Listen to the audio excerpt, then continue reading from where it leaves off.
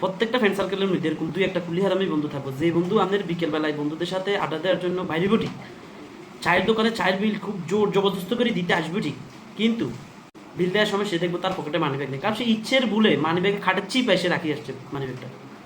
এতে 18 ইঞ্চি 8 টাকা পকেটের এর দূরে এক সালোয়ার কামিজ দিয়ে যাবো, কিন্তু তার পকেটে মানি ব্যাগ থাকবে না। সে টি শার্টে খুব পারফিউম মারি আসবো, গুলিস্তান থেকে কিনা সেই দামি লুফারটা সে পরিয়ে আসবো, কিন্তু তার পকেটে মানি ব্যাগ আনতে সে পড়ে যাবে। কারণ এটা হচ্ছে তার জন্মগত সমস্যা, জন্মসূত্রে সে সমস্যাটার অধিকারী। এই ধরনের কথাগুলো মনে পড়লে আমার সবচেয়ে সেরা বন্ধু শাকিলের নাম মনে চলে আসে আমার। বন্ধু আমাদের চৈদার বাড়ি ইসুক কাকু দোকানে যাই, আমাদের 3-4 বন্ধুরে শাহাবুদ্দিনের 2 টাকার মধুবন চানাচুর খাওয়াই, সেই ইসুক কাকুকে 10 টাকার একটা নোট দিয়ে বলতেছে, কাকু আমাদের ইন টোটাল বিল কত?